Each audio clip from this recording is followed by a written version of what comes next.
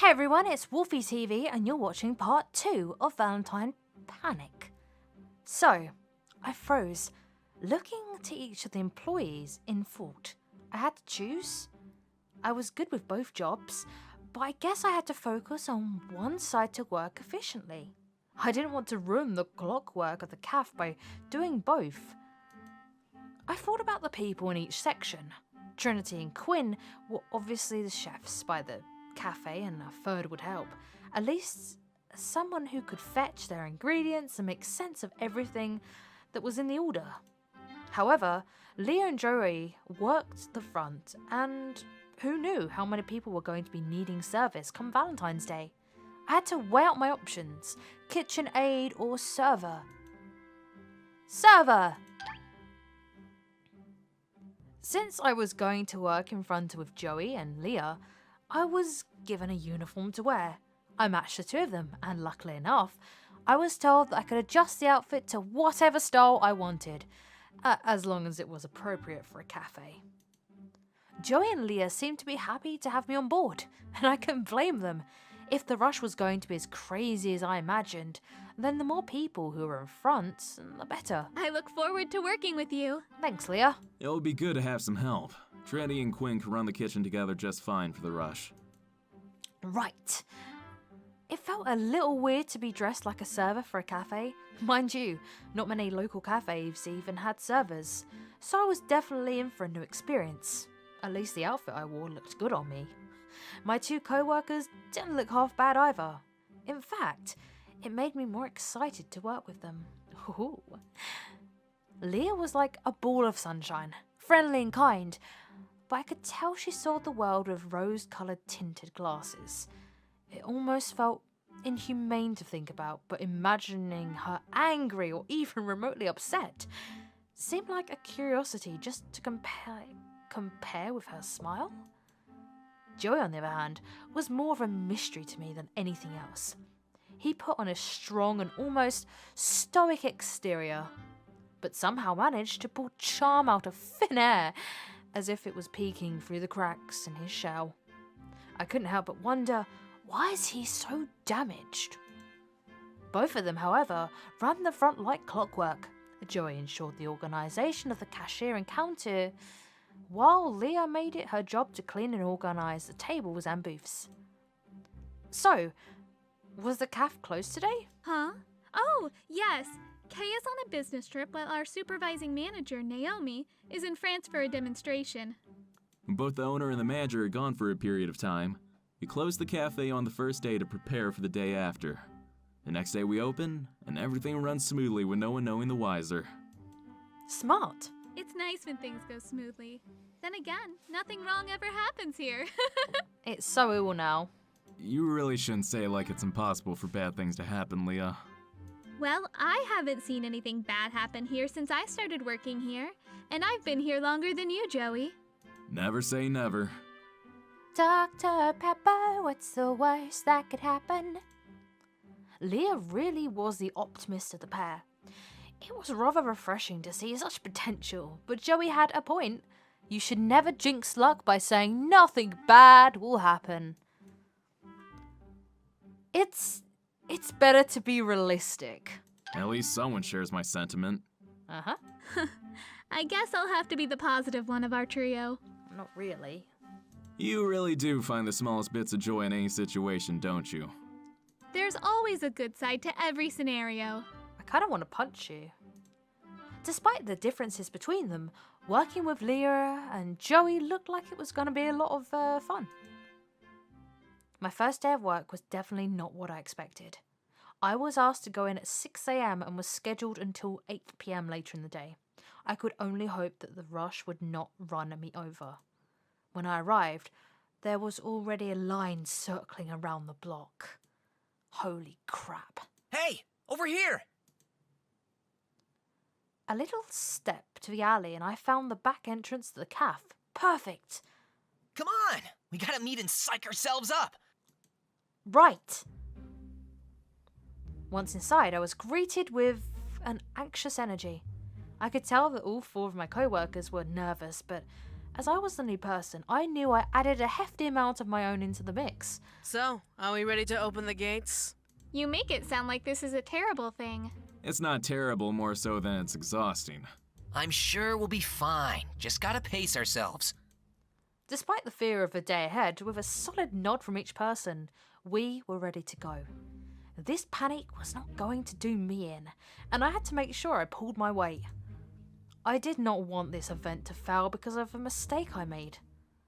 And for us, the event began and the crowd flooded in. Thank you so much for coming. How may we serve you, ma'ams? Walking in the front was actually a bit terrifying. Couples and groups began pouring in, hoping to snag a sweet or two for the sale price the event offered. I found myself rushing back and forth between tables, making me work my brain hardcore. For anyone watching that isn't a waitress, it is actually exactly like this. How can I help you today? Can I get some macarons and coffee, please? No, we're out. I'd like some tea and tiramisu. A milkshake is just fine for me, thank you. One slice of your famous strawberry cake, please. Oh, Vavaga! Wait. Yes. Yes. I need another milkshake. Where's that coffee? That tea was there. Fuck! Excuse my language.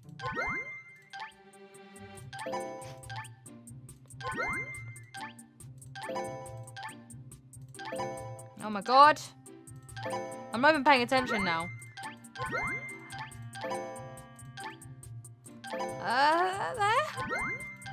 There? Tiramisu? Okay. Good job. Whew. Huh? Oh, thanks.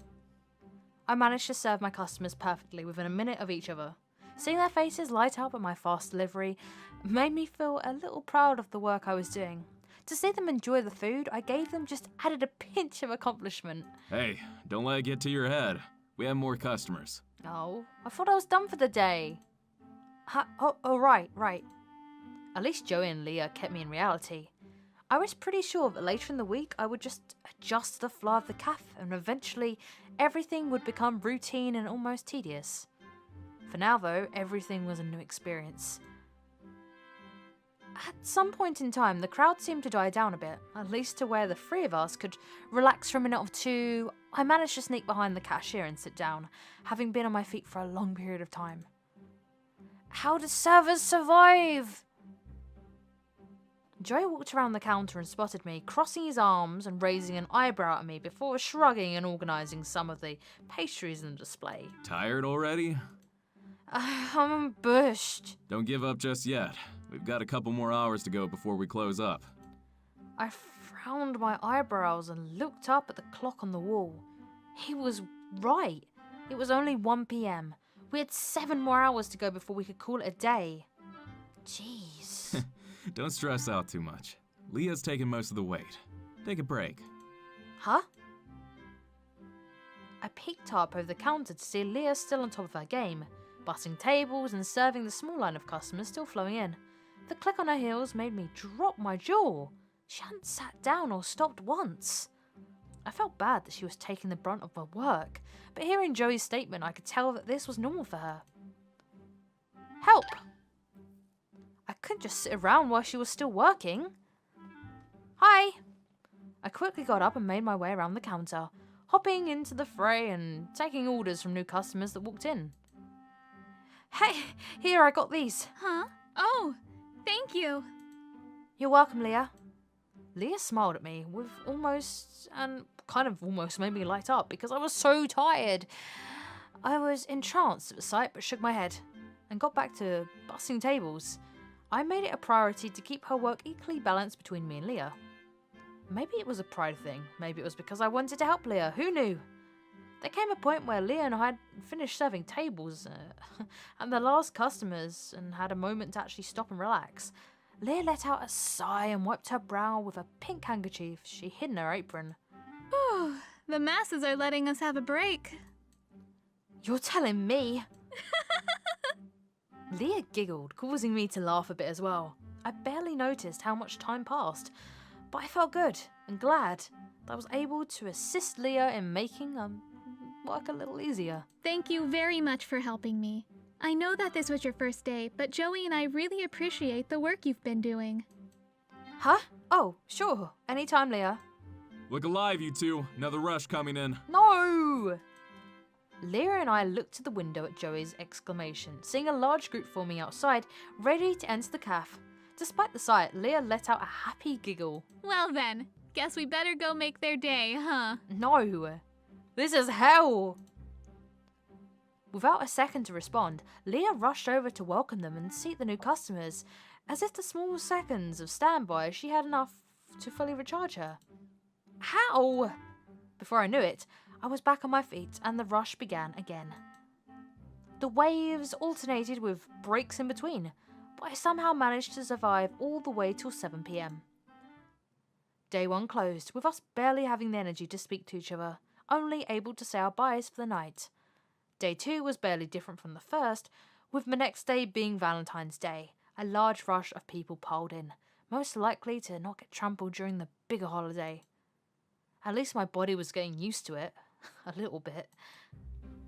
You ready? I'm sure we'll be fine. You said that yesterday. Hey, we're here, right? We were fine yesterday, too.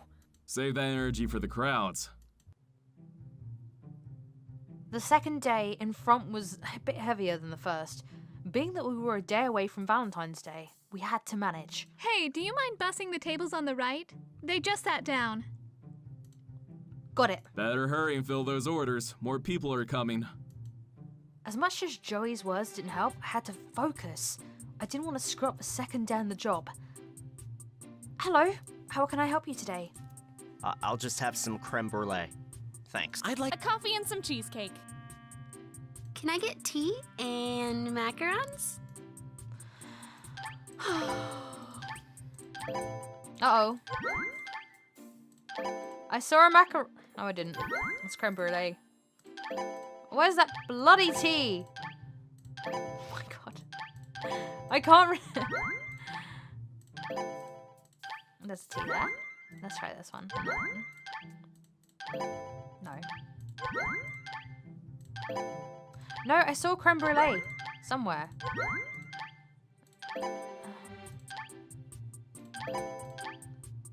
Oh god!